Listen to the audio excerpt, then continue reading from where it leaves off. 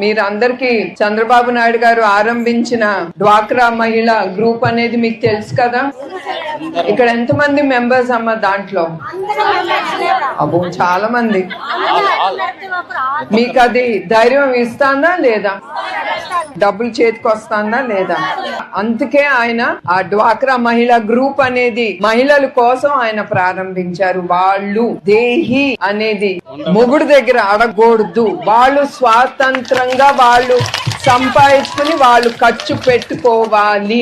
ఆ స్వాతంత్రం ధైర్యం ప్రతి మహిళల్లో వస్తుంది. ఎందుకంటే నేను కూడా ఒకప్పుడు మీలానే ఇంట్లో కూర్చునేదాన్ని, అట్లాంటిది ఇప్పుడు ఉద్యోగానికి వెళ్తున్నాను కనుక ఆ ధైర్యమే వేరు. అందుకే ఆయన డ్వాక్రా మహిళా గ్రూప్ గాని ఎల్లిప్ గాని ఉమ్మడి ఆంధ్రప్రదేశ్ అప్పుడు అది ఆయన ప్రారంభించారు. అది ఒట్టి మహిళల కోసం ఆయన ప్రారంభించారు. అట్లాంటి ఆ ఎల్లిప్ ద్వారా కోట్ల రూపాయలు కూడా మన మహిళలు సంపాదించుకుంటున్నారు.